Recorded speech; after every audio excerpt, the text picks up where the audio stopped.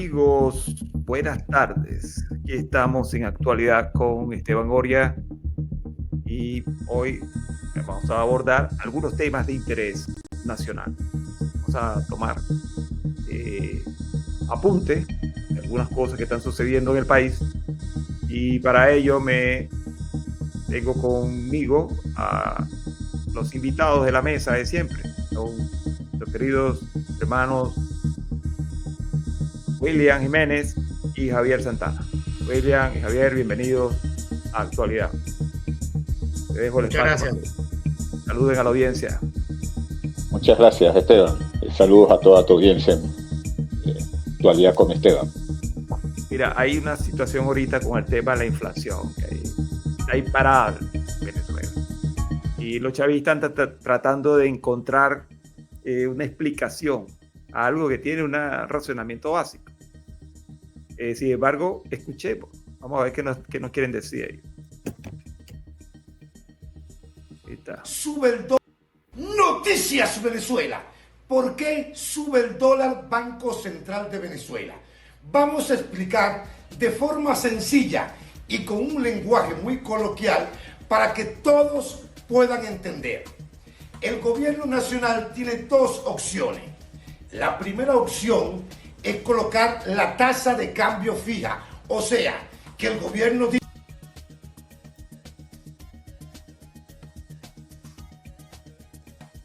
un dólar costará 100 bolívares, pero esta opción no es. Noticias Venezuela. ¿Por qué sube el dólar Banco Central de Venezuela? Vamos a explicar de forma sencilla y con un lenguaje muy coloquial para que todos puedan entender. El gobierno nacional tiene dos opciones. La primera opción es colocar la tasa de cambio fija, o sea, que el gobierno dice un dólar costará 100 bolívares, pero esta opción no es factible en Venezuela por los bloqueos y las sanciones. Y esta opción nos llevaría a una hiperinflación que sería súper imposible de controlar. Pero tenemos la segunda opción, que es la tasa de cambio libre, que está determinada por la oferta o la demanda. O sea, el gobierno inyecta dólares a la banca y entre los dólares del gobierno y los dólares del sector privado a diario se hacen transacciones de compra y venta de divisas en la banca. Por ejemplo, como aparece aquí, Banesco oferta la compra en 112 bolívares y la venta en 114. El Provincial la compra en 111 y la venta en 111. Y así sucesivamente, tal como aparece aquí en la tabla. Luego se hace un promedio con las operaciones de los 5 primeros bancos, pero para esto se utiliza una fórmula matemática, que es la siguiente. Tasa Banco Central de Venezuela es igual a la sumatoria del monto por el precio dividido entre la sumatoria del monto total. Y esto da el precio del día de dicha operación. Pero esto se hace 2 veces al día. Y esta es la opción que se utiliza aquí en Venezuela. Porque es útil este sistema, que así suba la tasa del Banco Central de Venezuela a diario. El sueldo de los venezolanos está anclado al dólar. Y esto hace que no afecte tanto el poder adquisitivo de los venezolanos. De esta forma se puede controlar la inflación, eso sí, siempre y cuando no se permita más que se venda dólar paralelo. Oh, gracias a Dios. Pensé que estaba mal. Bueno, el tema de la inflación, siempre lo mismo. ¿Qué hace un país en manos de un grupo de gente? Y lo menos que hace es aplicar la ciencia. Ellos pretenden solucionar los problemas precisamente con sujetos como estos, que dan una explicación bizantina a algo que lo que tiene es un origen. El único origen es Nicolás Maduro en el poder, todo su gabinete. Mientras ellos estén allí, no va a fluir una economía sana. Para empezar, todo se lo roban. En segundo lugar, no tenemos ningún tipo de soporte financiero en ningún lado.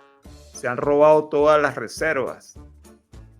¿Cómo pretenden ellos presentar una garantía financiera si no tenemos cómo soportarla?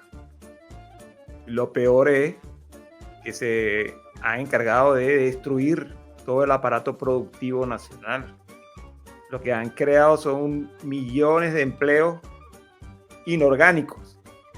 Un poco de empleados públicos que le pagan con un poco de papel que fabrican ahí, pues yo no sé si todavía siguen fabricando, creo que ahora lo hacen todo digital. A la final el resultado es esto, el país a la puerta de nuevo de la hiperinflación. Y estos son los que explican por los economistas allá. ¿Qué opinión le merece? Bueno, mira, yo quiero ser preciso con esto. Y esto lo saben los especialistas y los expertos en economía, índice bursátil, todo este tipo de cosas, ¿no? Primero, tenemos que determinar por qué sube el dólar en Venezuela. Eso es lo primero que tenemos que tener claro. Ahí suena como una musiquita. Bueno, ok. ¿Por qué sube el dólar en Venezuela? Uno, alta inflación y pérdida del valor del bolívar. Obviamente el bolívar pierde valor constantemente debido a la inflación crónica. La gente y las empresas buscan refugio en el dólar aumentando su demanda. Ese es uno de los primeros puntos. El otro, hay una debilidad obviamente en el sistema financiero nacional. Primero, falta de credibilidad en el Banco Central de Venezuela, que perdió su autonomía. Ese es un punto. Primero, no hay seguridad jurídica.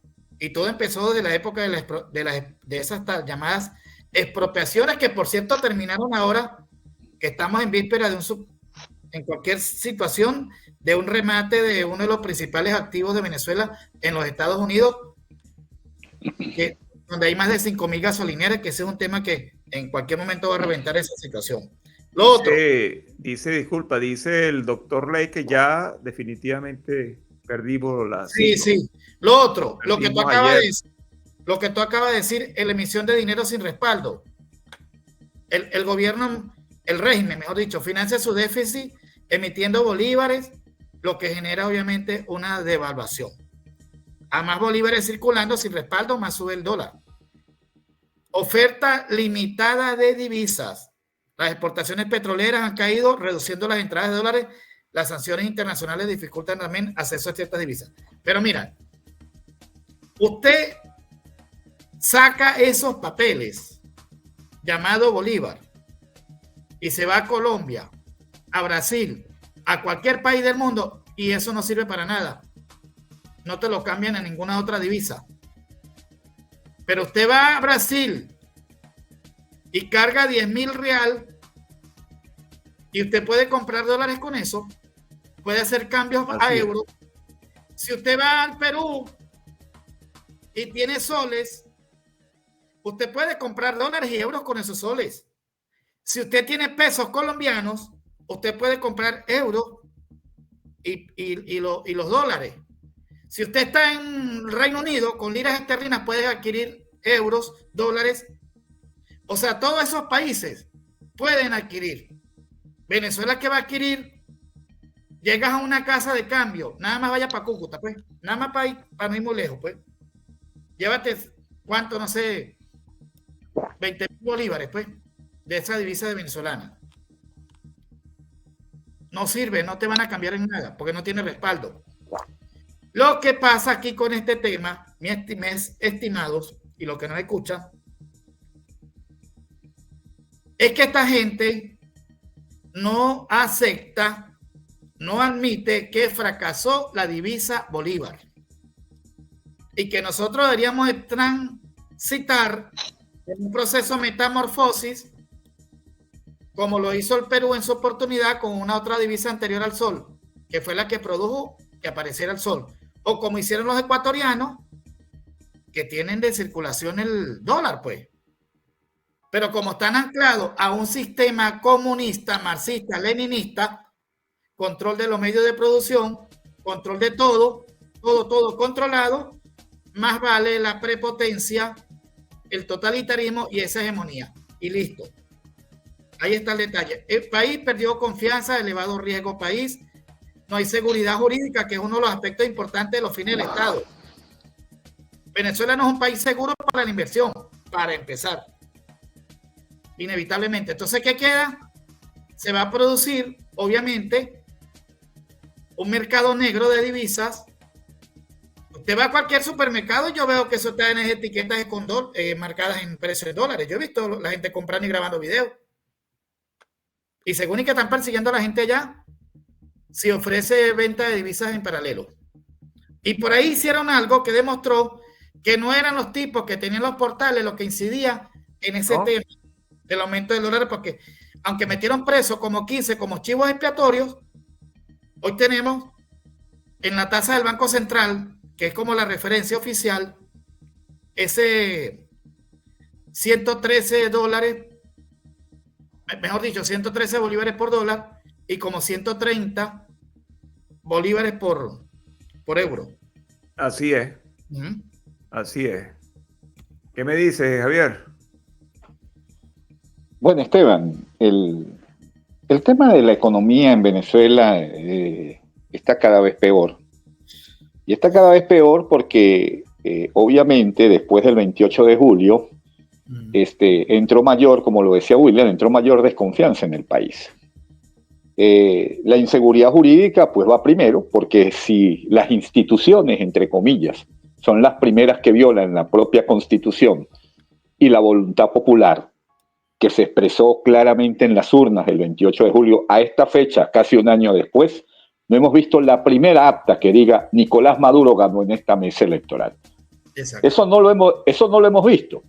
Entonces, si aquí se hubiese respetado la voluntad popular de ese 28 de julio de 2024, yo te aseguro que hoy Venezuela tuviera ya no menos en este primer año inversiones por el orden de los 20 a 30 mil millones de dólares ya para los próximos 2 o 3 años ya confirmados, sin incluir lo que estuviera llegando por asociaciones petroleras, por explotación de recursos ordenados en relación con los equilibrios ambientales de los recursos minerales que tiene Venezuela, por la recuperación de la infraestructura turística que ha sido abandonado en los últimos años precisamente por esto. Y seguramente hoy el dólar oficial, porque vamos a hablar del dólar oficial, no estaría en 115 bolívares, sino tal vez estaría en 30, en 40 o en 20 bolívares. Esa sería una gran realidad.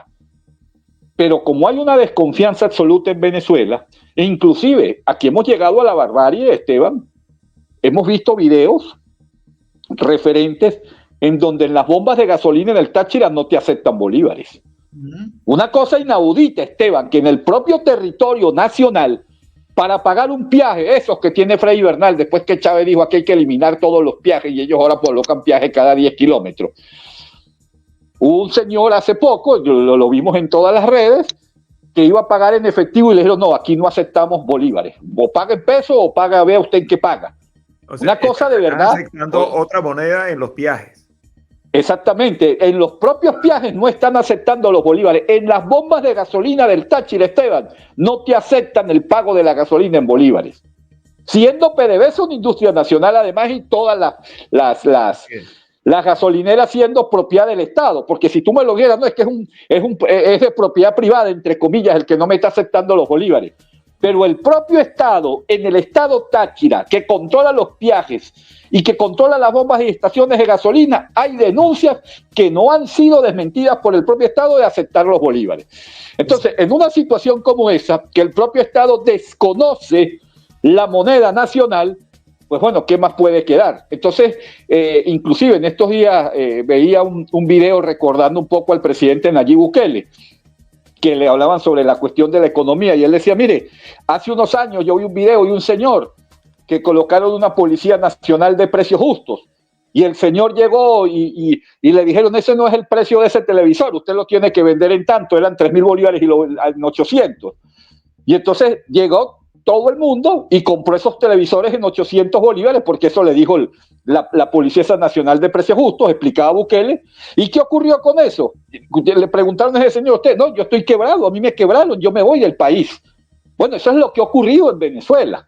Es decir, en Venezuela lo que hay es una absoluta desconfianza. ¿Quién va a traer un capital de miles de dólares o de millones de dólares para invertirlos para que mañana no solo es que esté expropiado, sino que le desconozcan la estructura de costos que debería tener esa persona para desarrollar un negocio legítimo, para poder atraer mayor cantidad de inversiones si aquí no hay ningún tipo de garantía? Esa es la realidad. Y lo que estamos viendo, en donde hay algunos digamos, tipos de inversiones que son a veces de dudosa procedencia, bueno, por allí se habla de que son testaferros o hay legitimación de capitales, cosa que a mí no me consta, pero en todo caso, más allá de toda esa circunstancia, un país, como lo hemos venido nosotros diciendo en nuestros escritos, y lo saben los analistas con mayor precisión, abrir una zapatería, abrir un pequeño local, un restaurante, eso es positivo, pero eso no acaba de fondo con el problema de la economía, ni va a estabilizar la moneda, ni tampoco va a acabar con el desempleo, ni los grandes problemas económicos que tiene el país. El país requiere cuantiosas y millonarias inversiones en temas de infraestructura, en temas de inversión de capitalización de activos, que es una parte fundamental en esto, en temas que tienen que ver, pues, por supuesto, con el turismo, con el ambiente, con la educación, con la salud, con el desarrollo equilibrado de un país en todos sus órdenes económicos. Entonces, mientras aquí lo que sé es que alguna apertura y algún emprendedor, alguien que quiere tratar de salir adelante en el medio de esta crisis, eso no va a estabilizar la moneda, ni eso va a llevarnos a nosotros a niveles de confianza que puedan realmente atraer capitales importantes y hacer un esquema. Además que Venezuela requiere un plan económico estructurado, importante, y en este momento pues el país carece de eso. Incluso aquí hemos llegado a la barbarie, Esteban.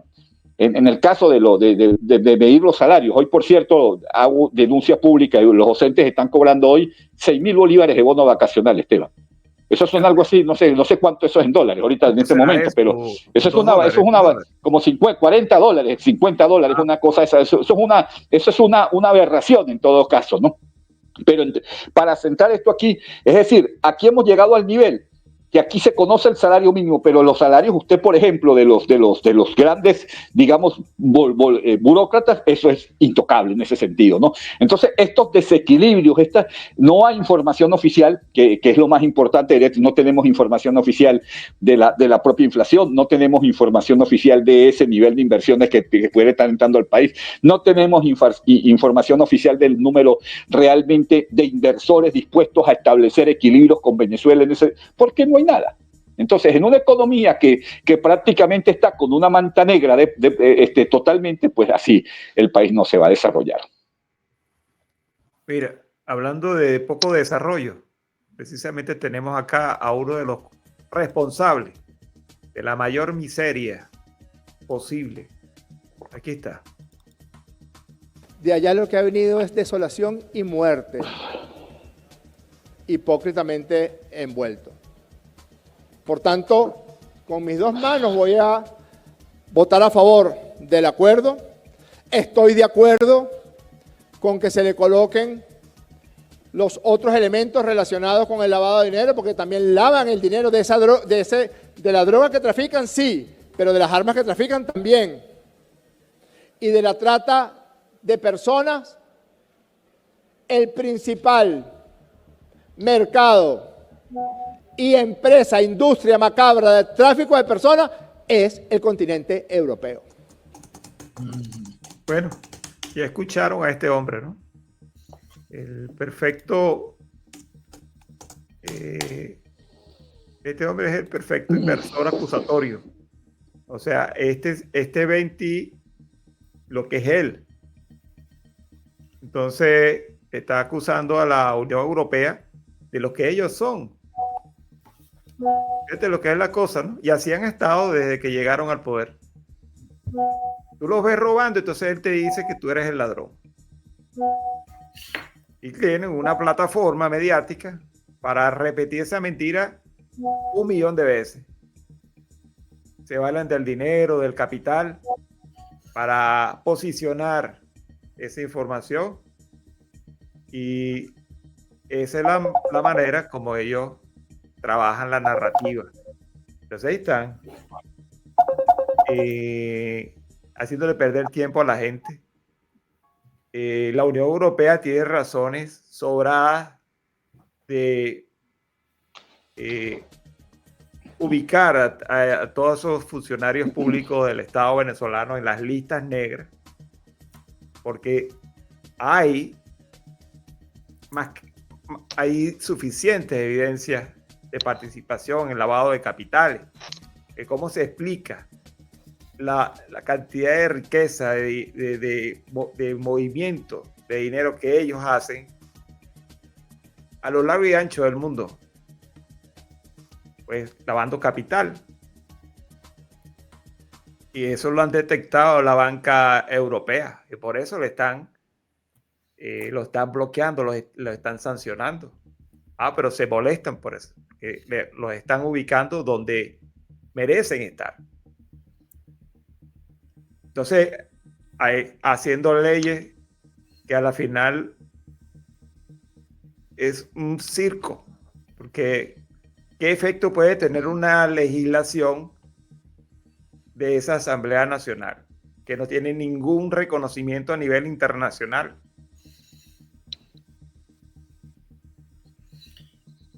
Es una ocupación de un espacio radioeléctrico. Ahí está ese señor, cada vez que le da la gana aparece en la televisión venezolana, y los venezolanos están obligados a ver semejante cantidad de mentiras. ¿Qué opinión les merece a ustedes lo que está haciendo este sujeto? Además de hacernos perder el tiempo. Lo que tenemos que tener claro nosotros con este aspecto es que estamos hablando de una administración pública controlada por el sector oficialista de la principal organización que forma a delincuentes políticos en Venezuela, como lo es el Partido Socialista Unido de Venezuela. Estamos hablando del psiquiatra de la oscuridad. Estamos hablando de un elemento del Partido Socialista, marxista, leninista, castrista, madurista y chavista, que no es especialista en temas de economía, que forma parte de la estructura delincuencial, de la impunidad estructural propiciada por el régimen que dirige Nicolás Maduro. Estamos frente a un sistema de una impunidad estructural creada por el sistema. Simplemente es así. Estos son gente que no está formada para la gestión pública. Ellos simplemente están allí para hacerse de las riquezas de todo un país, y ahí están los resultados. No necesitamos mayor explicación porque el venezolano lo vive día a día. ¿Ok? Ese es el punto que tenemos que tener aquí claro en esto. En estos 25 años, ¿cómo están los hospitales? ¿Cómo está la vialidad? ¿Cómo está la salud? ¿Cómo está el empleo, las oportunidades hacia el futuro, la juventud? Venezuela tiene más de 9 millones de venezolanos en el exilio, por muchas razones. ¿En manos de quién está sometido un país? De una delincuencia organizada transnacional, tal como lo define la Convención de Palermo. ¿Y qué son estos? Una impunidad estructural propiciada por un sistema aliado al terrorismo islámico internacional. Es así. Ahí, por cierto, tenemos a uno de los personajes que está involucrado en esos actos delictivos. Ahora lo colocamos.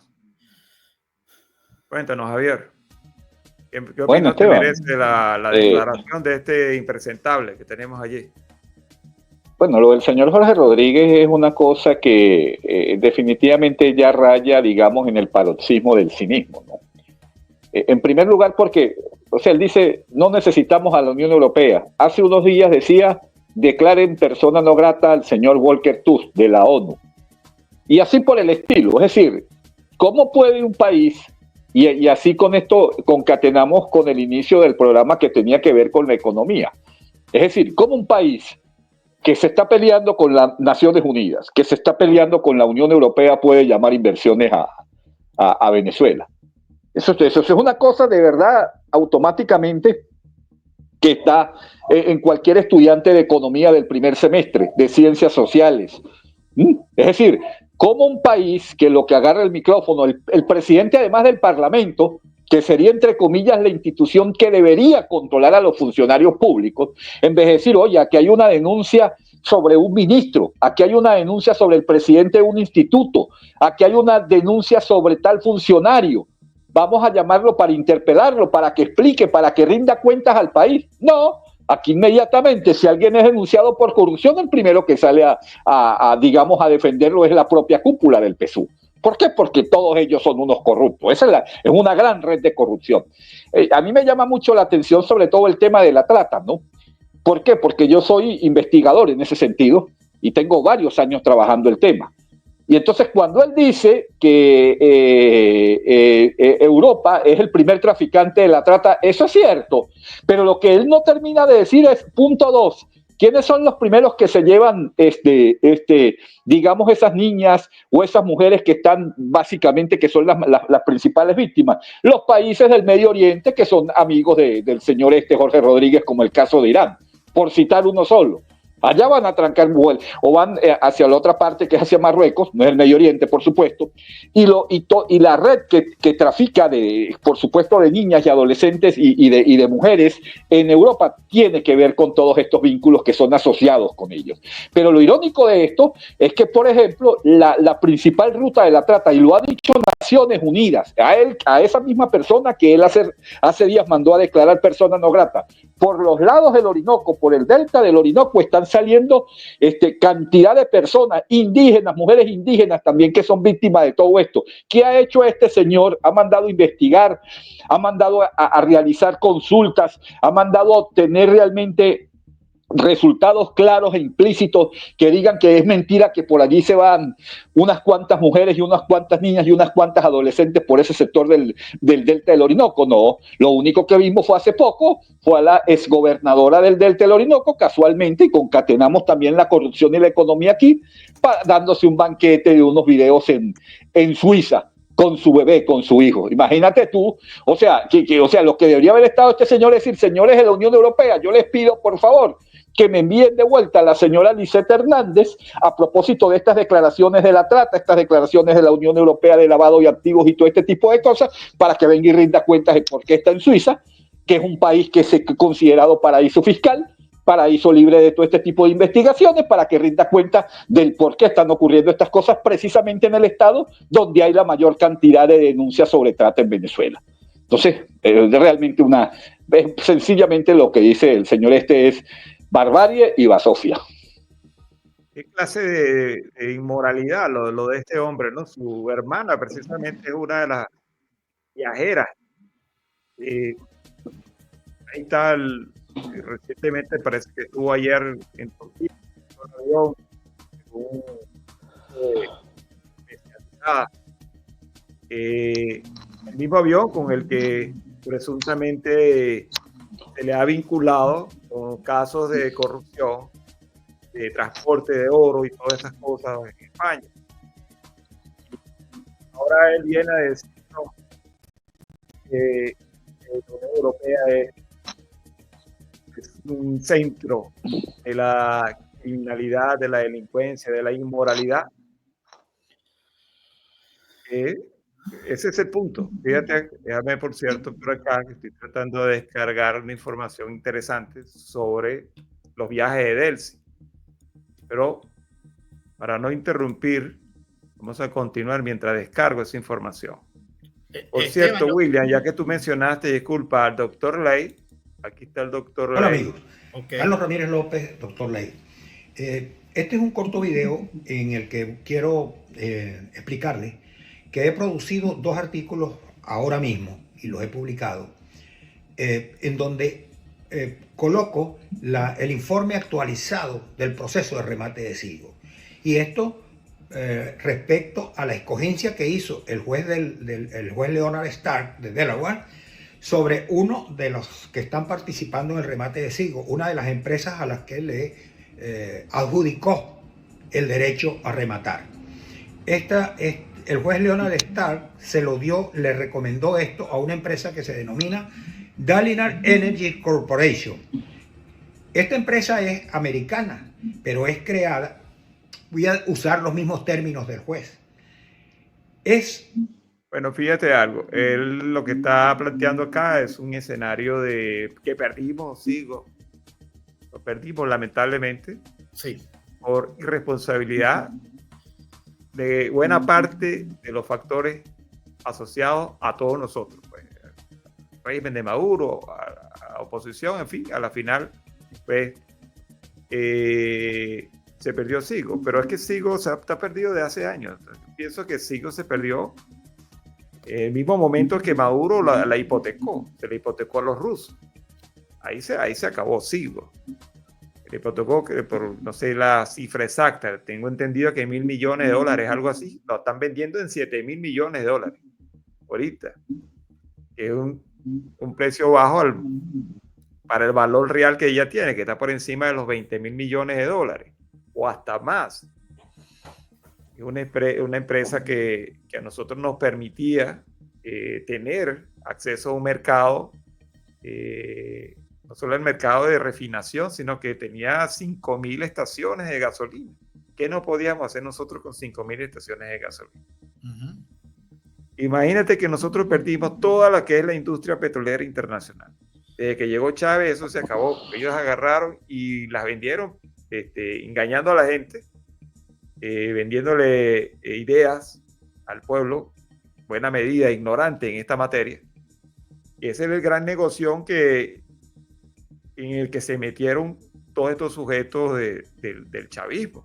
Acabaron con la industria petrolera. Y ahorita la industria petrolera venezolana, porque ellos se encargaron de vender todos los activos que teníamos en el exterior. Y los que están dentro de Venezuela ya están en manos de las refinerías, están en manos de China y de los iraníes. Hay denuncias, en estos días salieron los sindicalistas de que han desaparecido forzosamente a trabajadores de la industria petrolera, de esas refinerías. Bueno, ese es el estado en el que está Venezuela. ¿Cómo la vamos a recuperar? Mira, hay que tener, fe, en principio, porque esto ya es parte de un milagro que sé que lo vamos a hacer una vez que tengamos la posibilidad de hacerlo desde el punto de vista institucional. Venezuela es un país con grandes riquezas. Lo que pasa es que tiene estos gobernantes miserables, ladrones, que se la han apropiado. Ese es el punto.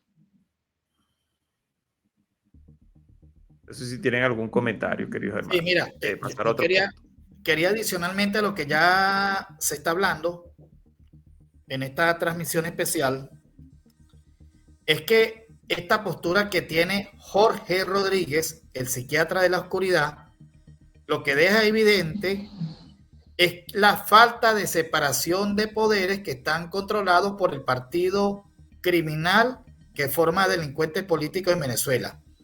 Y que además, como ya ustedes también hemos coincidido, lo que conocimos nosotros desde el principio de Montesquieu y de lo que nos quedó de ese legado del antiguo Corina Machado Congreso, enfatizó que hay que... con bicameral, Cámara de Senadores, Cámara de Diputados, era que por tradición y costumbre en cualquier país, en el federalismo, donde hay separación de poderes, el Parlamento ejerce funciones de control político. Hoy en Venezuela no desapareció la función natural que tiene un Parlamento sobre el control de la actividad política de la administración pública. Entonces, estamos hablando de una manada de ladrones y delincuentes que, amparados en una investidura pública, controlan la cosa pública.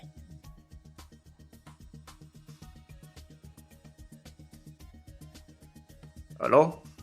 Sí, sí. Es así, hermano. Así. Por cierto, que estoy recibiendo una información de Cuba.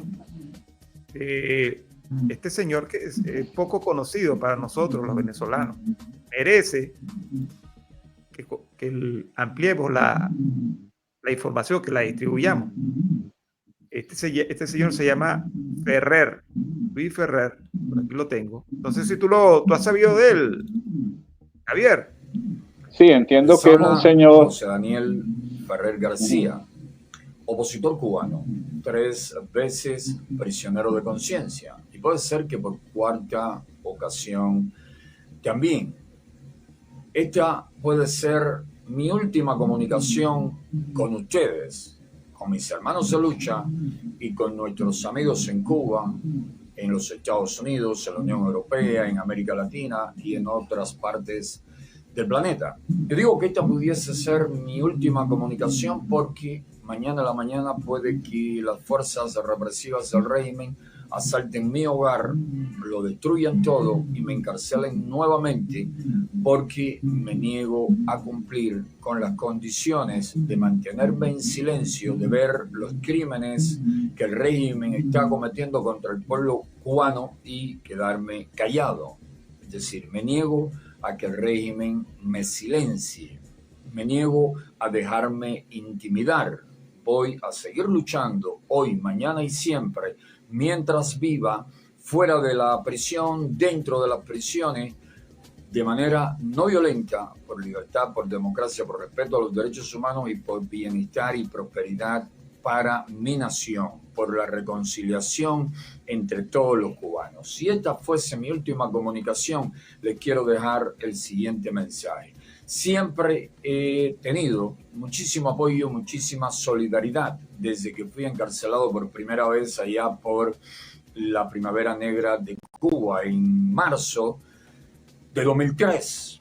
También durante mi segunda prisión y durante esta tercera prisión he tenido la solidaridad de mi ejemplar familia, de muchos hermanos de lucha dentro y fuera de Cuba y de eurodiputados, congresistas estadounidenses y otros muchos políticos del mundo libre. Es decir, nunca me he quejado del apoyo, de la solidaridad que siempre he tenido, pero quiero recordarle a todos los que de verdad, de corazón, con amor, se preocupan por los presos políticos cubanos, que hay muchos presos políticos en las cárceles del régimen muriéndose de hambre, enfermos, con sarna, sin jabón suficiente para bañarse, para cuidar su salud, tomando agua no potable en condiciones verdaderamente terribles, y lo más que reciben son 30 o 50 dólares que muchas veces se quedan en el pasaje para la familia poder trasladarse a prisión. Tengan bien presente esto, por favor, no por mí, sino por mis hermanos que están en prisión. Un activista que se mantiene firme, pero que no desarrolla un activismo fuerte dentro de la prisión, necesita como mínimo 100 dólares de acompañamiento para alimentos, medicinas, productos de aseo y transporte de la familia. Ese es un activista que se mantiene firme, pero que no desarrolla un dinámico, intenso, inteligente activismo en prisión. El activista que desarrolla un dinámico, intenso y constante activismo en prisión necesita de más ayuda. Necesita como mínimo, y estoy hablando en cifras matemáticas para que se me entienda mejor, un activista muy dinámico necesita por lo menos de 150 dólares al mes. ¿Por qué el activista dinámico necesita en prisión?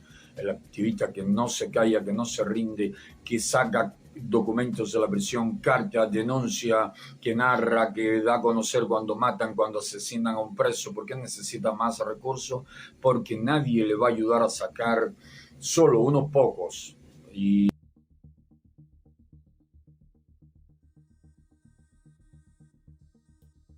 vamos a reconectar la conexión. Este señor está arrestado. Parece que había estado en libertad por un tiempo. Lo liberaron a principios de este año y lo volvieron a arrestar. Y la información que tengo es que le dieron una golpiza, o unas 7 golpizas. O sea, la situación es delicada para él. Él es el presidente del movimiento más grande de Cuba, que es la Unión Patriótica de Cuba. Así es. Entonces, este caballero, además, es masón. Yo no sabía que era masón. Él tiene las mismas características de lucha y todo esto de Me parece mucho el tema de Oscar Pérez, ¿cierto? Aquí está la información. Fíjate, ¿no? No sé si tú sabías algo de esto, William. Déjame darte audio, que te puse en mute. Ajá, disculpa. He estado teniendo conocimiento de este evento por la notoriedad que está generando y la trascendencia, y creo que es un tema que ya que estamos comenzándolo a estudiar, vista nuestra vinculación dentro de nuestro orden, dentro de nuestra familia, pues. Exacto. Entonces, mira, aquí el tema es que la información que tengo es que el régimen está alterado, el régimen de Nicolás Maduro, y me han dicho que ha estado enviando funcionarios para Cuba para monitorear y para intervenir en estos casos en particular, porque nada es casualidad. El domingo pasado, la Gran Logia de Cuba se rebeló contra el régimen castrista, contra el régimen de Díaz-Canel. Lo voy a colocar ahorita. Disculpa que le haga la interrupción sobre esta noticia porque me acaba de llegar, pero es interesante porque en Cuba, ustedes saben que para hacer este tipo de manifestaciones públicas, el riesgo que corre la gente es altísimo. Y esta gente lo ha estado haciendo. Entonces, déjame colocar, si tienes alguna información, mientras busco los videos de lo que está sucediendo en Cuba. A ver, logia, por aquí está. Sí. Fíjate que hay peleas en la calle porque los cubanos se están cansando de soportar los maltratos y la mala vida que le da la porquería de sistema que tiene Díaz-Canel. Ahora, está claro que el comunismo de los cubanos es diferente a lo que tiene Maduro, ¿no? O sea, es medianamente un poquito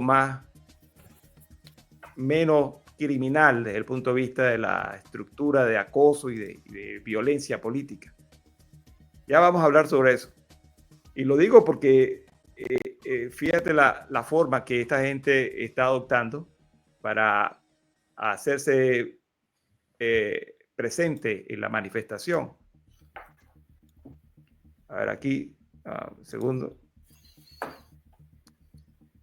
Bien, entonces mientras estamos buscando la información, sí me gustaría los comentarios de lo que piensan ustedes de lo que se está viviendo en Cuba, porque a mí me parece que Cuba inclusive le veo como con más ganas de quitarse de encima a los dictadores que incluso a buena parte del resto del continente.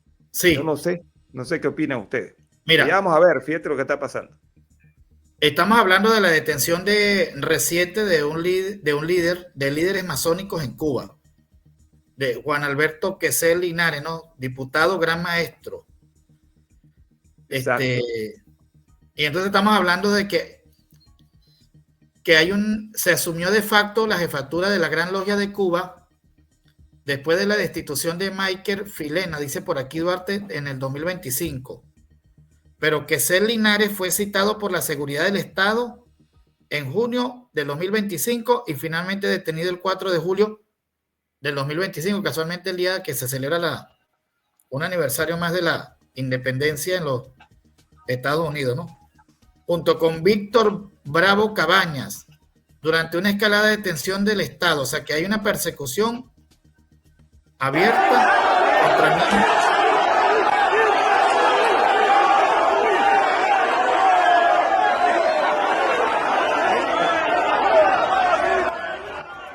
Voy a ponerle bajo volumen mientras comentamos esto. Sí. Michael Filena Duarte fue destituido, que fue el que estaba actuando por imposición del sistema comunista por la alta cámara masónica a finales de mayo del 2025 al negarse a convocar elecciones, lo que muchos consideraron una prolongación ilegítima de su mandato, ¿no? El ministro de Justicia cubano apoyó inicialmente a Filena, impuso su continuidad y amenazó con congelar la cuenta bancaria de la institución. Y eso trajo como consecuencia cientos de masones protestaron tomando la sede de la Gran Logia en La Habana el 6 de julio de 2025 y enfrentaron hostigamientos, llamadas a rendirse y restricciones operativas por parte del Estado. El 9 de julio, que es ahorita, se denunció un proceso legal contra Raúl Acosta, directivo del albergue Land, vinculado a la masonería por supuesto trato de moneda extranjera. O sea, estamos hablando de la detención de un importante líder de nuestra fraternidad, ¿ves? Bueno, fíjate algo, toda esa gente que puso el régimen de Díaz-Canel son agentes del G2. Sí. Entonces estos sujetos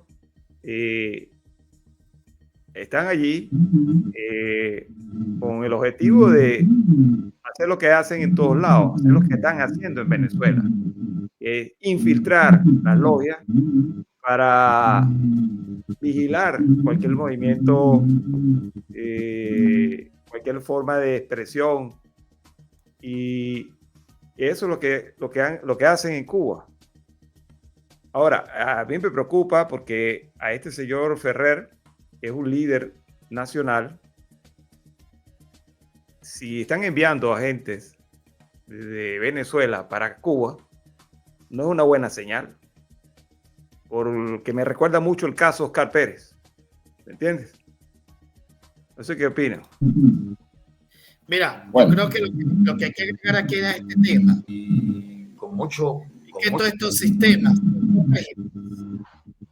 desatan una persecución contra cualquier estructura civil, gremial, fraternal, religiosa, de filosofía de vida, que propugna valores humanos, que propugna el libre pensamiento, la libertad de conciencia, los derechos humanos, que ese es el punto.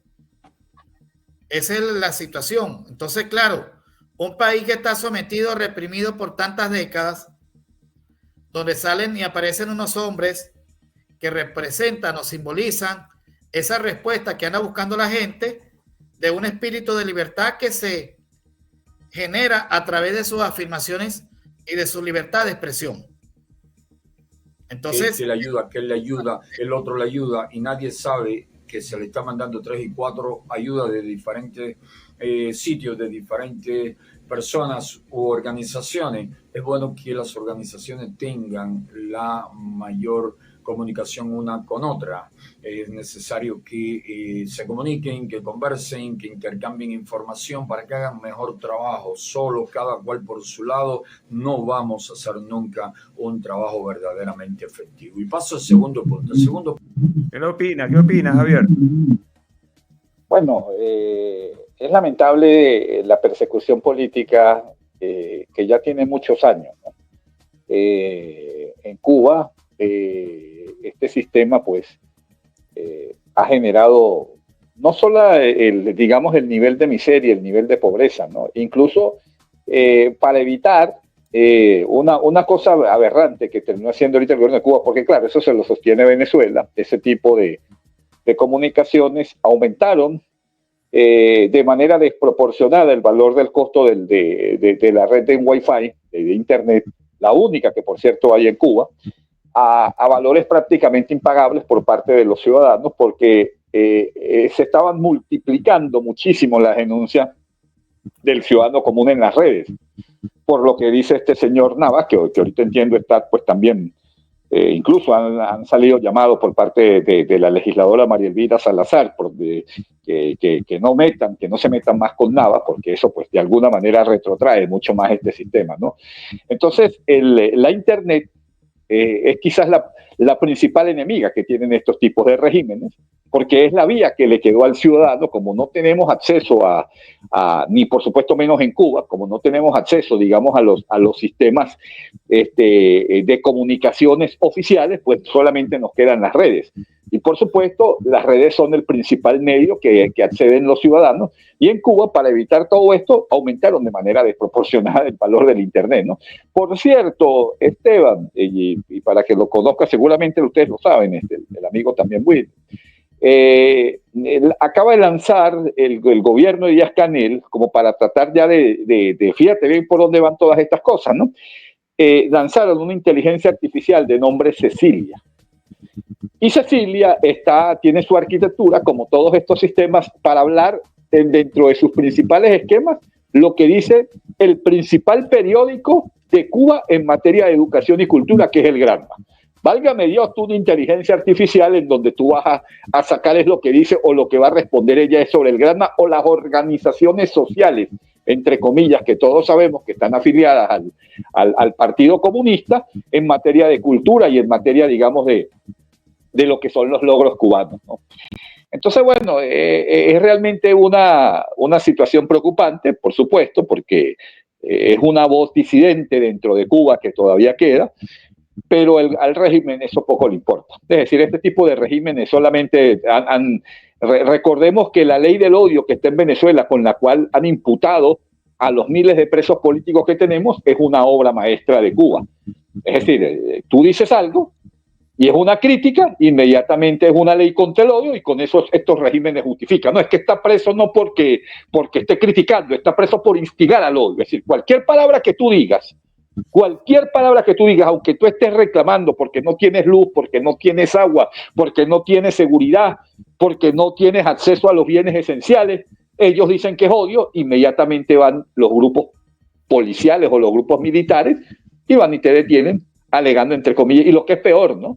Lo que es peor, por ejemplo, no sé en el caso de Cuba, pero en el caso, por ejemplo, de Venezuela, por hacer las equipolencias, bueno, te detienen sin una orden judicial, te detienen incluso sin un mecanismo realmente de lo que se llama el debido proceso. Y esto es lo que realmente, pues, afecta por completo todo este elemento y lamentable. Los resultados de las acciones investigativas.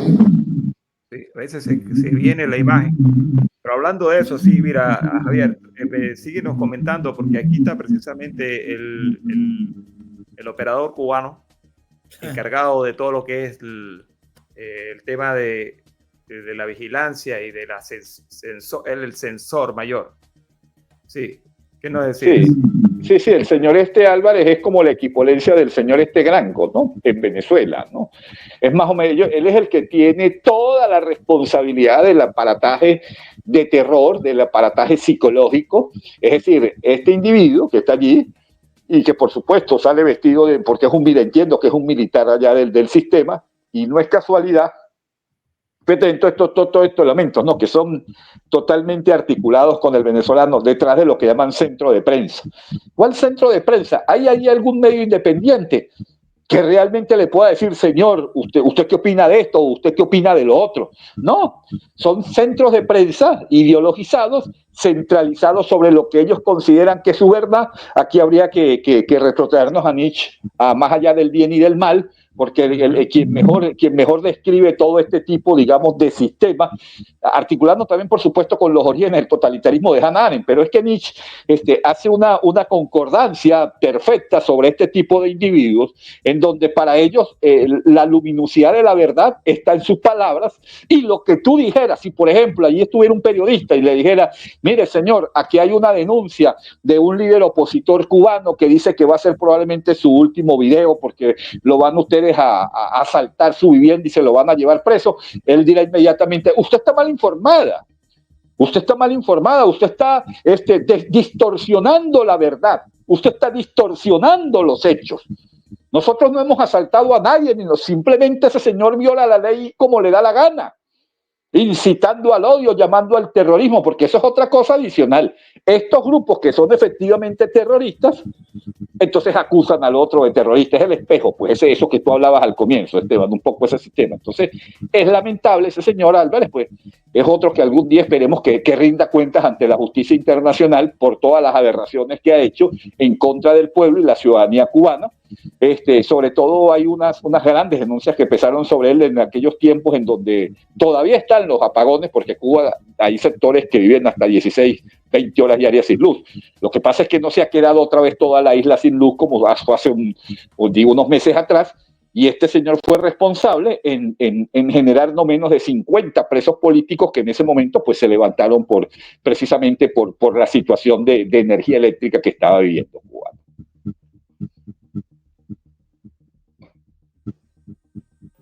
Es importante que se conozca que los resultados de las acciones investigativas e instrucción penal que ha venido desarrollando el Ministerio del Interior han aportado elementos suficientes que implican a personas radicadas en varios países, fundamentalmente en territorio de los Estados Unidos, y de los que en reiteradas ocasiones hemos alertado a las autoridades norteamericanas por cuanto esto es una situación que no solo atenta contra nuestro país, sino con la seguridad nacional de ambos países, sin que hasta el momento nosotros tengamos respuesta de los requerimientos que hemos solicitado. Los actos que se investigan en los procesos que hacía referencia el coronel integran delitos que están previstos en la ley penal. Pudiéramos hablar de delito de terrorismo, hay también delito de financiamiento del terrorismo, sobre todo de las personas que desde el exterior alientan, prometen refugio, prometen recursos financieros, envían recursos financieros, publican y divulgan los actos terroristas que ellos mismos patrocinaron. Y es el uso desmedido de las redes sociales para incitar a la violencia, para incitar a la agresión a las entidades gubernamentales, para crear descrédito, para crear matices de opinión de un estado de ingobernabilidad, de agresión a los militares, de agresión a todos aquellos que de una manera u otra están vinculados a procesos revolucionarios, y ya no escapa tampoco ninguna de las personas que por alguna u otra razón se pongan de frente. Hay un grupo de organizaciones contrarrevolucionarias que siguen ejecutando acciones de preparación militar, abastecimiento logístico desde el territorio de los Estados Unidos, que igualmente nosotros hemos en reiteradas ocasiones informado a las partes sobre estos sucesos. En los próximos días.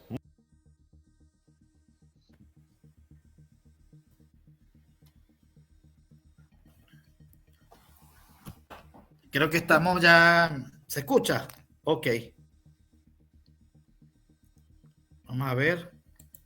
Disculpa, que estaba yo. Sí. Que no se sabe quién es el origen de la narrativa de todo esto. O si es el régimen de Nicolás Maduro, son ellos. A mí me parece que son ellos, pero como uno los escucha en Venezuela, casi que es la repetición de lo mismo, ¿no? Pero a mí me da la impresión, por el formato en que se está exponiendo esta autoridad, o que presume serlo, y tal esto, y es como que yo estuviese viendo una rueda de prensa entre Diosdado Cabello. Diosdado, está Diosdado. Ajá, exacto, que ese es como el personaje de la seguridad nacional de ese país, y mira la forma como él se expresa, con un cierto tecnicismo, ¿no?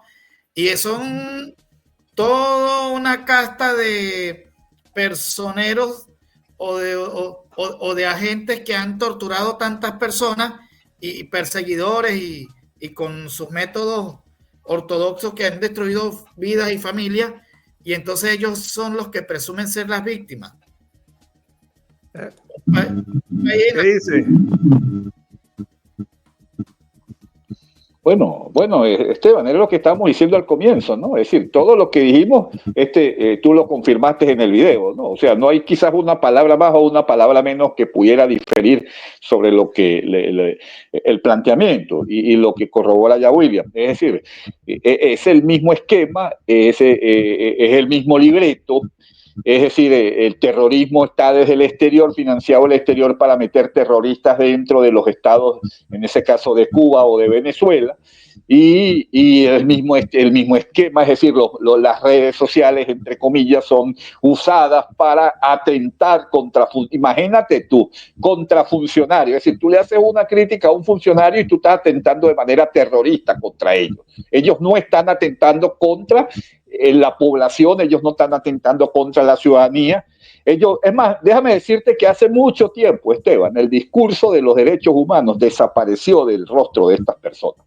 Este tipo de personajes ya no te habla de constitución ni de leyes, No, ellos sencillamente ahora tienen su propia connotación jurídica, que es la del terrorismo, que es la de la agresión y que es la del odio. No hay otro delito. Es decir, fíjate, en Cuba y en Venezuela no se llevan presos a los ciudadanos por corrupción, no se llevan presos a los ciudadanos por estafa, no se llevan presos a los ciudadanos por violaciones, por pedofilia, por nada de eso. Porque además esos son delitos que son incurridos esos mismos grupos, ellos. Se llevan preso a todo el mundo es por terrorismo y por incitación al odio. Una cosa, yo no sé, sería bueno saber las cifras, ¿no? Foro Penal por allí tiene algunas de Venezuela, no sé en Cuba quiénes puedan tener algunas organizaciones de derechos humanos, pero esto es realmente hasta cierto punto macabro y tenebroso decir que la mayor cantidad de presos hoy en día o de juicios que se realizan, que por cierto, Esteban, disculpa aquí el paréntesis, hay una información extraoficial de esta, una joven que fue acusada, por cierto, de terrorismo por subir unas cuestiones al WhatsApp. No la niña esta que sentenciaron a 10 años, otra que es de Lara, Nayari González, es decir, supuestamente le habían dado un proceso de régimen bajo presentación.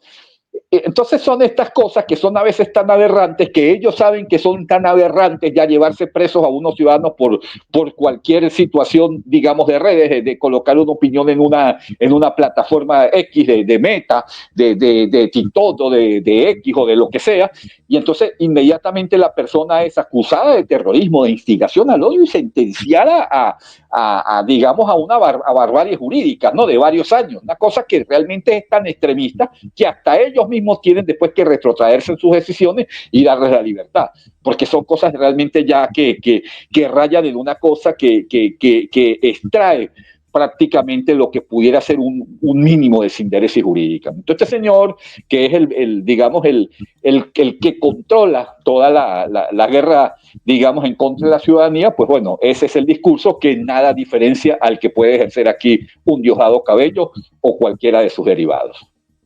María Corina Machado enfatizó que hay que pasar de la declaradera a las acciones concretas. Ay, guay, entonces, ¿qué haces tú escondida? Sal para la calle. ¿Ah? ¿Cuánto va, María Corina? 15-0. Aquí está. María Corina Machado escribe: a los oficiales y soldados de la Fuerza Armada Nacional en el día de nuestra independencia, ustedes están obligados a defenderla. Mientras no lo hagan, son cómplices de la violación de nuestra Constitución Nacional. El régimen va a caer. La historia juzgará y habrá justicia. Wow, es que esto está por encima del bien y del mal esta niña. ¿Ah? Producto de, entre otras cosas.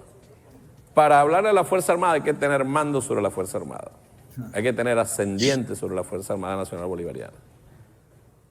Hay que saber que es un soldado. Hay que sentirte identificado. Cuando esta gente le habla así, está muy distante de lo que es un soldado. Parece que le olió lo de la Constitución. Que no sé, pues. Mira, Esteban, yo quiero precisar aquí en torno a Diosdado Cabello. Podemos tener muchas lecturas, pero yo siempre veo a Diosdado Cabello, esa es mi impresión, ¿no? Una impresión muy, muy particular. Yo veo un tipo muy seguro, muy tranquilo, muy letal, muy calculador, muy macabro. O sea, estamos hablando de un tipo que es diabólico y muy inteligente para hacer el mal, ¿ok? Y eso es un tipo muy peligroso y muy letal. Yo soy de los que pienso, porque lo he discutido con otros productores de contenido que hacemos trabajo de investigación, desnudando hechos de corrupción, exponiendo a familiares, personajes que han constituido allá en el Doral, en Miami, un santuario de gente que se ha llevado el dinero que se ha apropiado indebidamente del patrimonio público y lo invierte allá y ahora son empresarios y esas cosas. Miren, esa gente, porque este es el punto que tenemos que tener claro y que por ahí es donde estamos errando a veces en determinadas estrategias políticas. Esta gente, si bien es cierto, no son efectivos o buenos para una gestión pública eficaz, como debe ser, el deber ser,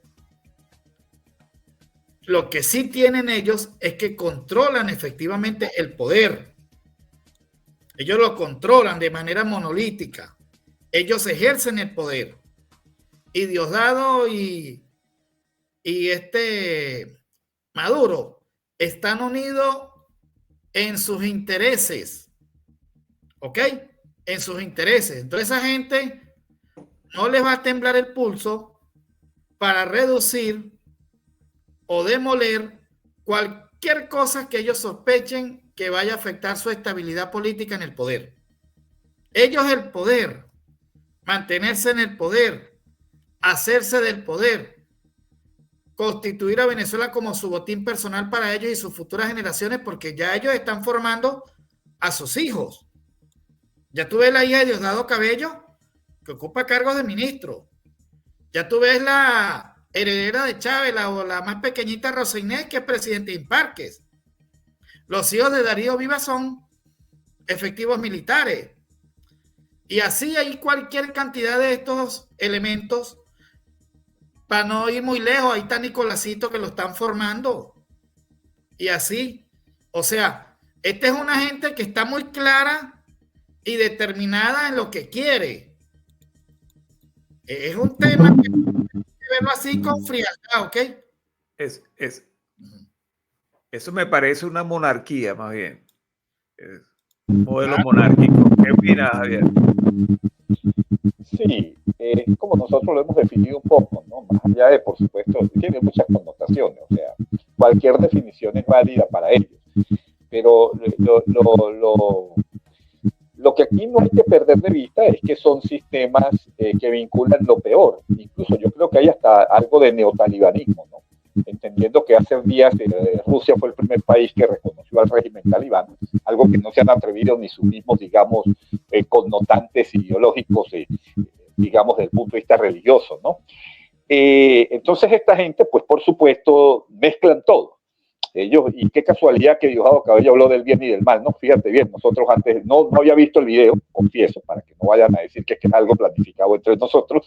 Ya habló, no sé si algún día, en alguna oportunidad, Diosdado Cabello se haya leído a Nietzsche, pero hay un tema profundo aquí, el largo camino hacia la libertad de Nelson Mandela. Y él explicaba un poco, ¿no? Cuando él hace aquella autobiografía tan profunda sobre lo que vivió esos 27 años en la cárcel, yo creo que no hay más ejemplo de resistencia que ese, ¿no?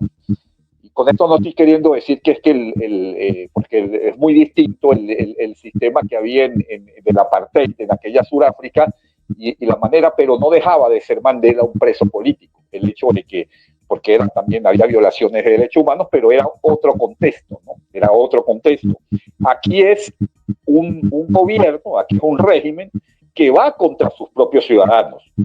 En aquella Sudáfrica era un grupo, una monarquía, era una suerte, digamos, de gobierno de facto que iba contra, por supuesto, la mayoría negra. Aquí no. A ellos no le, aquí el enemigo a vencer claramente es el crítico, porque ya ni siquiera es la oposición. Aquí ni siquiera, porque los partidos políticos en Venezuela, hay que decirlo claro, salvo 20 tal vez que generó fue una estructura de plataforma para las elecciones del 28, los partidos políticos en Venezuela desaparecieron. O sea, esto es una gran mentira decir que existe una D, un COPEI, un Primero Justicia, o que existe alguna otra organización política. Es un partido de maletín, esa es la realidad. Pero sí hay un gran grupo de resistencia silenciosa en los cuarteles, en los grupos militares, en las organizaciones civiles, en la sociedad en general, que por supuesto todos los días se ve. A mí me escriben, Esteban, a mí me escriben colegas docentes, me dicen, Javier, no podemos dormir. Incluso te doy la primicia por aquí, por este programa. Hubo un niño, no voy a decir por supuesto el estado ni nada, que porque tuvo una agarrada de manos, entre comillas, no sé muy bien todavía los pormenores eso, se llevaron preso a un adolescente de 4º año y estuvo preso una semana, Esteban. Y hubo una protesta generalizada de la sociedad, digamos, del entorno donde se llevaron a ese niño preso. Si no, ese niño estuviera preso ahorita por terrorismo, Esteban. O sea, para que esto fue la sociedad la que se levantó y obligaron, y el niño le dieron libertad hace 2 días. Estas cosas están ocurriendo, socavando por debajo en Venezuela. En Venezuela los grupos policiales se convirtieron en grupos paramilitares prácticamente. Aquí cualquiera te quita el teléfono, te dice, te revisó una cosa que es ilegal, de todo punto, y te dice, si usted no le entrega el teléfono, entonces usted va preso por terrorismo. Porque yo tengo que mostrarle a usted lo que yo tengo dentro de mi teléfono, que es como si antes de que existiera esta tecnología, fuera alguien y yo saliera de la universidad con mi maletín, mira, entrégueme su maletín para yo ver qué es lo que usted carga allí, para revisar sus cuadernos, para revisar sus libros, sus apuntes. Un teléfono hoy, una tableta, una computadora es mi herramienta de trabajo. Una herramienta de trabajo que tiene que ver con, bueno, con cualquier ciudadano en cualquier área, con cualquier cosa. Entonces, aquí hemos llegado a ese extremo en donde los grupos policiales, hemos visto un video hace poco, Esteban, donde las calles se convirtieron, los grupos estos, los que llaman colectivos, son los dueños de las calles y te cobran 5 o 10 dólares por una hora porque tú pares tu vehículo en una vía pública. Es decir, vemos claramente cómo el gobierno está sentado en el poder, lo que decía William, pero abajo los grupos que los apoyan hacen lo que les da la gana porque es el convenio que es, bueno, está bien, pues mientras yo me mantenga en el poder, a mí me importa lo que tú hagas en una calle de Caracas o en una calle del interior del país, o que tú vayas y asaltes una finca, o que tú vayas y extorsiones, violes, etcétera. O sea, hay una red que se ha desatado digamos, aguas abajo de criminales que por supuesto tienen la luz verde del gobierno con el cuento de que ellos defienden la revolución, y entonces vemos toda esta serie de aberraciones.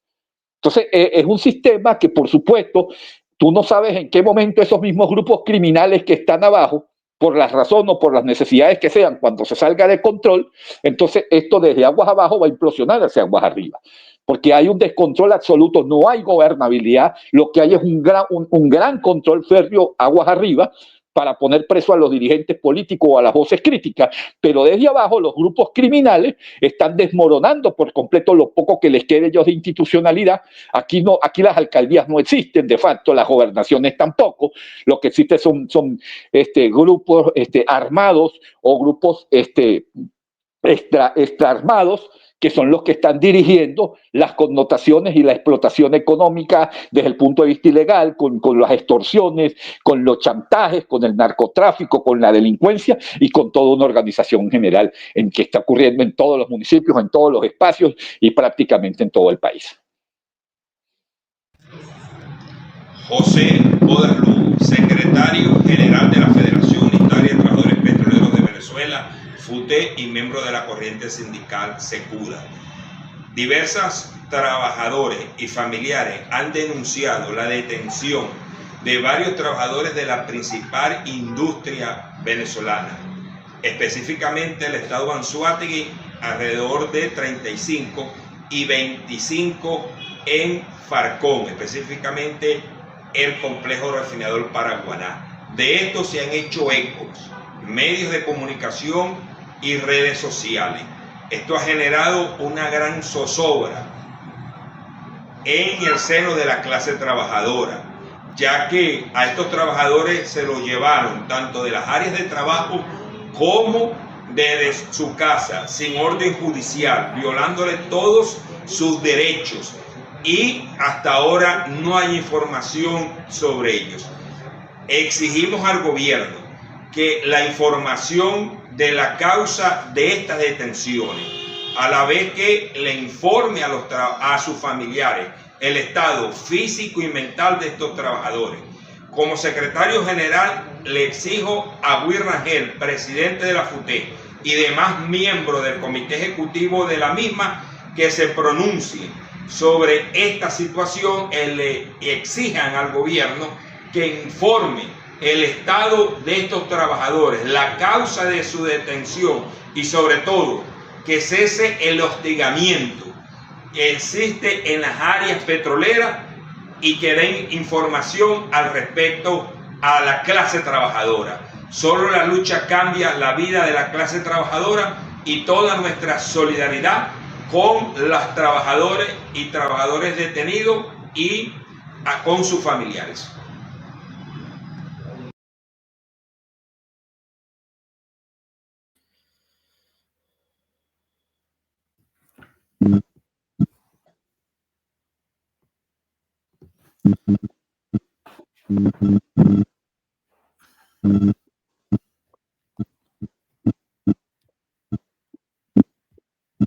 Bien, eso es lo que estamos viendo. Esa es la realidad. Un sistemático de persecución contra la libertad sindical, contra los representantes y líderes naturales de los trabajadores venezolanos, que deja evidente la naturaleza del sistema tiránico que hoy oprime a un país y que lo somete a las más bárbaras condiciones, llevándolo a la pobreza, al deterioro de los servicios públicos y al desmejoramiento de su estabilidad y prosperidad y un montón de cosas.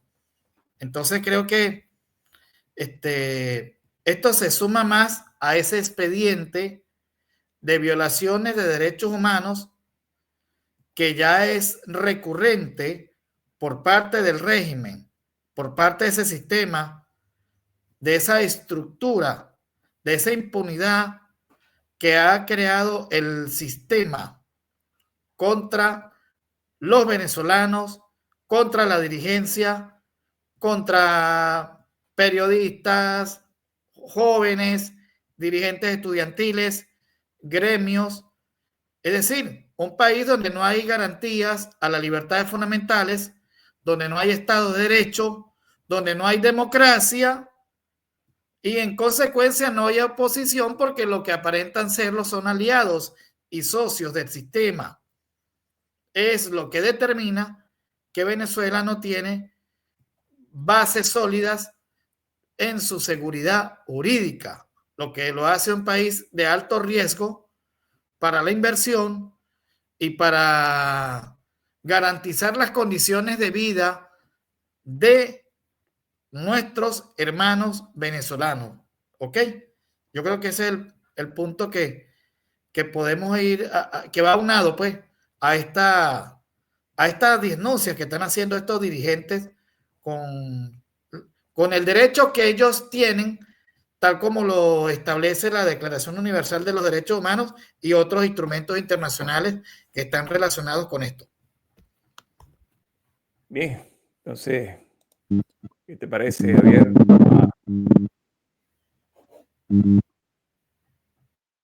Compañero es del sindicato. Bueno, es lo que estamos hablando, Esteban, es lo que estamos hablando. Es decir, en este país no hay gobernabilidad. Aquí esa denuncia ya fue hace más o menos así como una semana, poco más de una semana. Hay distintas versiones porque no hay una versión oficial. Eso es muy extraño. Déjame decirte que, o sea, ¿cuál es el expediente que le están armando a estos trabajadores de la industria petrolera? Porque te estás llevando un grupo. La denuncia es de desaparición de un grupo, Esteban. Imagínate tú todo el daño psicológico, se habla de ya de 60 detenidos.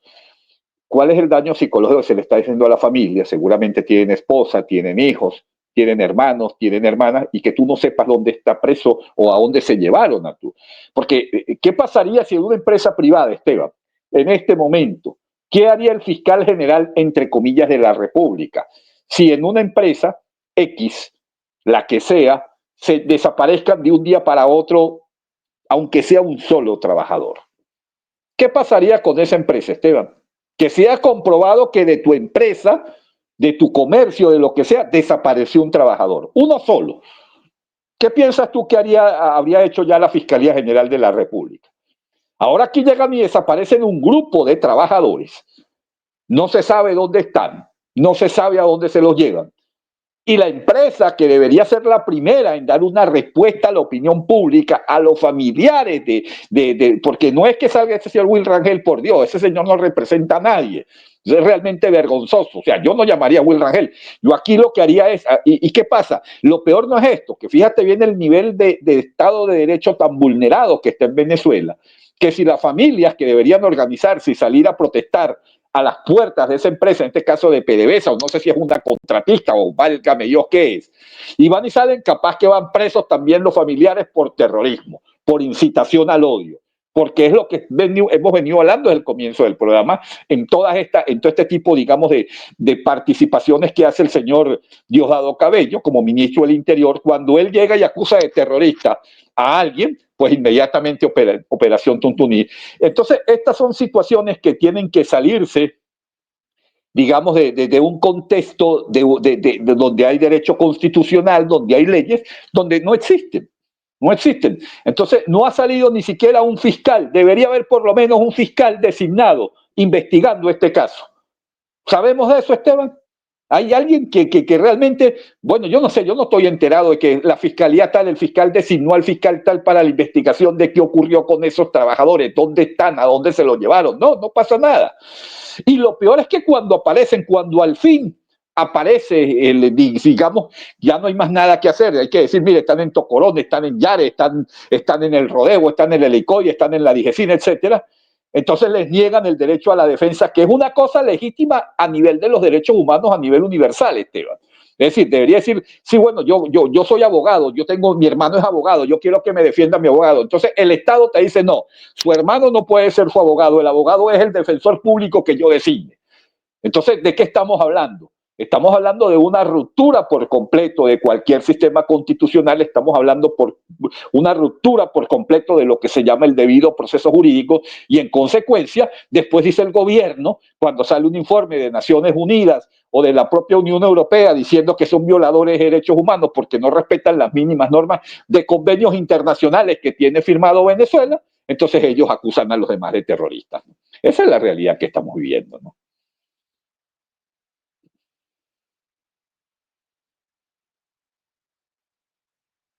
De colocarte el audio. Ajá, yo quiero agregar algo a lo que usted ya acaba de exponer con respecto al debido proceso, que es un derecho humano, esa importante garantía prevista en el artículo 49 de la actual Constitución Política. Pero fíjate nada más este fragmento. La defensa y la asistencia jurídica son derechos inviolables. Eso lo dice esta Constitución. Eso lo dice este libro. Ajá, pero en la vida real, en la práctica, no es así. De hecho, hoy por hoy hay personalidades, hay periodistas, hay abogados, hay dirigentes que están hoy privados injustamente de su libertad por razones políticas, que no se les ha permitido la designación del abogado de confianza. Y para no ir muy lejos, ahí está el compañero de llave política con María Corina Machado, Juan Pablo Guanipa, que el doctor Joel García no le han permitido la juramentación, cuando ya es público y notorio que él incluso hasta lo nombró antes de que lo fueran a detener. Y así pasa con todas estas personas que están en actividad ejerciendo la legitimidad conforme a lo que es la libertad sindical, que si los llevan presos, tampoco les permiten tener su abogado, como lo prevé la Constitución, como también lo determina el Código Orgánico Procesal Penal y demás instrumentos del ordenamiento jurídico. Estamos hablando de algo como que, bueno, sálvese que pueda, un Estado sin ley donde reina la inseguridad jurídica. Aquí lo que se concluye es que uno de los fines, uno de los pilares fundamentales de lo que es el Estado, que es la seguridad jurídica, es inexistente en Venezuela. ¿Y cómo no va a ser inexistente cuando el partido oficial criminal es quien controla todas las instituciones? ¿De dónde viene Tarek William Saab? Viene del PSUV. ¿De dónde viene Elvis Amoroso? Viene del PSUV. ¿Quién es el presidente de la Asamblea Nacional? Del PSUV. ¿Quién es la señora, por ejemplo, presidenta del Tribunal Supremo de Justicia? Fue concejal del PSUV. Fue también incluso hasta alcaldesa suplente cuando Erika Faría. Eso está por ahí. Más, hay que hablar de esa señora en otro programa, en otro contenido, de la que hoy ejerce como presidenta del Tribunal Supremo de Justicia, porque ahí está la responsable de que se materialicen todas esas torturas y procesos amañados, direccionados desde Miraflores, porque trabajan en triángulo junto con Tarek William y la llamada esa combatiente, la primera delincuente Miraflores, Cilia Flores. Ahí está el triángulo. Todo está manejado. Aquí no hay gente que no le ponga la lupa que no suene el teléfono de Miraflores. O sea, estamos hablando de organización criminal de carácter transnacional conectada con el Grupo de Puebla, con la Internacional Socialista, que hay intereses euroasiáticos conectados para mantener el sistema en Venezuela. ¿Ok? Entonces aquí no hay justicia, aquí no hay libertad de expresión, aquí no hay separación de poderes, y todavía nosotros vemos unos personajes, gente que yo conocí personalmente, que aparentan ser opositores y van ahorita a participar en un proceso porque ellos quieren que le den aunque sea una migaja, pues, el 27 de julio.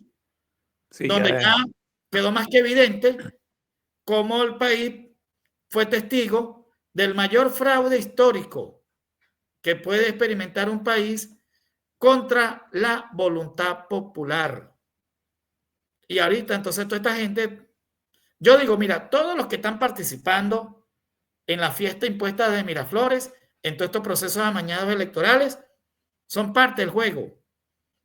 Están allí porque están haciendo negocios, como lo dice, que en paz descanse este honorable, quien fue en vida, yo tuve clases con él, Bayardo Ramírez Monagas, en un libro muy bueno que no tiene desperdicio, titulado El Estado Paralelo. Y él habla de esto. El Estado paralelo es esto, un paraestado controlado por estructuras. Ya esto que vimos en la época de la oscura etapa que vivió Colombia en tiempos de Pablo Escobar, ya no estamos hablando de personalidades que operan desde la clandestinidad. Ellos asaltaron el poder, ellos controlan el Estado, utilizan el Estado como tránsito, comercialización de sustancias ilícitas, sacan oro sin control fiscal, arman grupos de guerrilla, eso que nombró el licenciado Javier hace rato de los delincuentes, eso es delincuencia común, impunidad estructural, es un Estado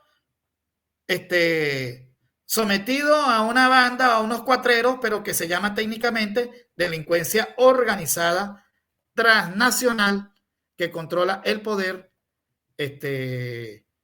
en Venezuela, ¿ok? Donde ahí no hay más nada que buscar. La salida, ya sabemos cuál es la salida para estos sistemas.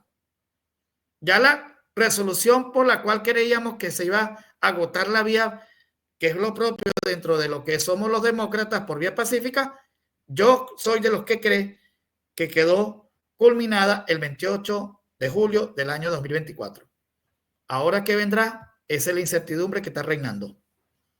Bueno, ya tenemos prácticamente 1 hora y media de transmisión y creo que podemos redondear. No voy a cerrar antes de, porque habíamos puesto que la posibilidad de conocer la proyección acerca de la candidatura que hay para el nuevo ministro de la Defensa. Al parecer se ha asomado un nuevo personaje en la contienda, en la carrera. Este sujeto que está acá, a ver si lo consigo.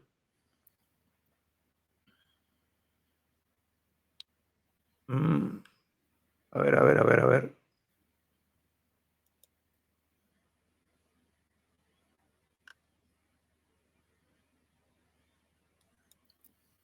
Pues este no es. Ese está ahí. Ese está ahí en barajeándose las fichas. Sí. Vamos a ver si consigo la imagen. Y sí me gustaría como que me dieran su breve opinión sobre qué tan acertada puede ser esta nominación que presuntamente está manejando Nicolás Maduro. Pero todo es posible, ¿no? Ese es el país que ellos se tomaron. Asaltaron, es como ellos lo están dibujando. Ese es el país que están dibujando ellos con su propia tinta. Sí. Estoy descargando esta imagen y no sé por qué no me la da. Un minuto. A ver si me da esta imagen. Parece que esta sí. Ok, segundo.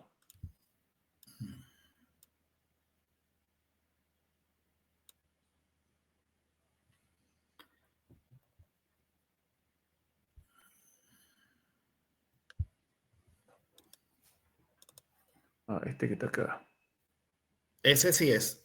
Dicen que presuntamente y que este es el candidato de Nicolás.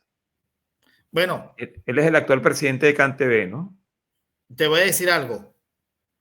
Iván Rafael Hernández Dala, viendo ya cómo ellos, bajo el esquema de lo que es un enroque, que cambian por algunas circunstancias, pasan a estar en un proceso de invernación circunstancial.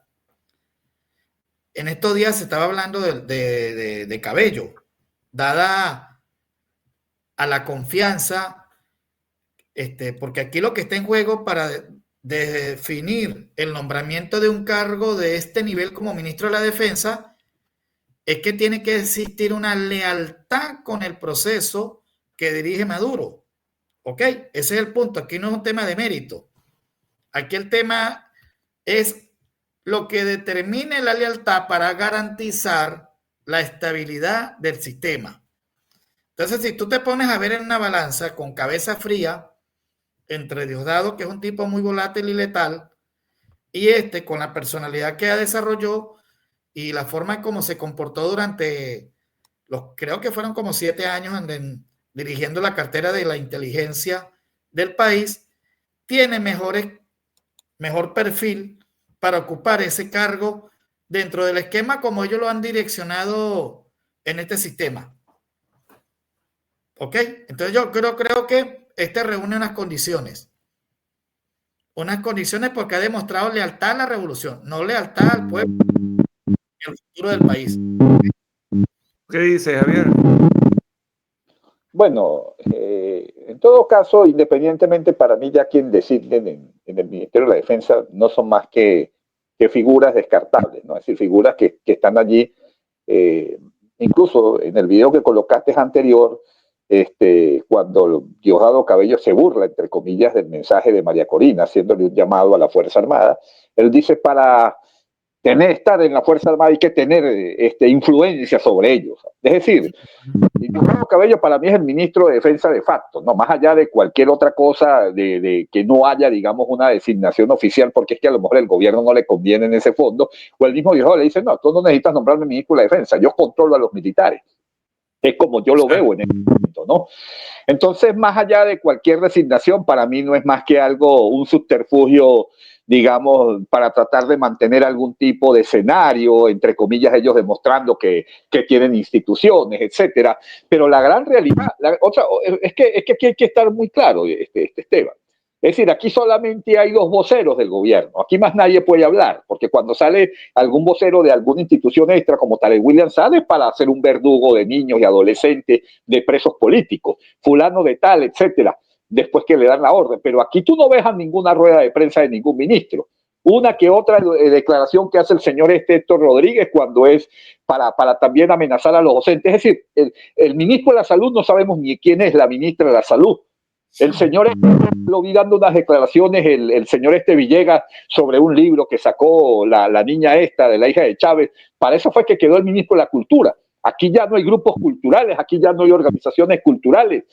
Es decir, el ministro de Infraestructura, ¿quién es? Yo ni siquiera sé quién es el ministro. O sea, que se caen los puentes, se caen las carreteras, la infraestructura del país por el piso. Nadie, aquí, esta es la realidad. Solamente un gobierno que se centra en 2 voceros, porque el mismo Vladimir Padrino sale a dar algún tipo de declaración cuando se lo pide Nicolás Maduro o el mismo Diosdado Cabello. Delcy Rodríguez anda en sus cosas, en sus viajes de corrupción, etcétera, y el señor Jorge Rodríguez que sale a hablar parafernalia como la que tú colocaste en el video anterior. Entonces es un país donde no hay los gobernadores, o sea, son figuras abstractas, los alcaldes es lo mismo, solamente lo que hacen es organizar a sus colectivos en sus espacios, sus grupos, como lo decía William, es decir, sus grupos de AMPA común. Porque la verdad, Esteban, es que este es un país en donde se perdió la institucionalidad. Así que quien ellos puedan designar para mí como ministro de la Defensa es una figura básicamente secundaria, como ya lo es Padrino López, de hecho. Para mí el que manda en todo el control de la Fuerza Armada se llama Diosdado Cabello. Así es, definitivamente. Bueno, hermano, entonces agradecido por el tiempo que me han dispensado y que le han dispensado a nuestra audiencia. Aquí vamos a seguir en contacto permanente para nuevas dinámicas, nuevas temáticas. Siempre vamos a estar haciendo esto. Pues si salen noticias interesantes, las vamos a comentar. Y bueno, la verdad, muchas gracias. Nos estamos viendo en una próxima ocasión. A ustedes por allá, la audiencia pendiente, y que la pasen bien. Bye bye. Muchas gracias por esta oportunidad.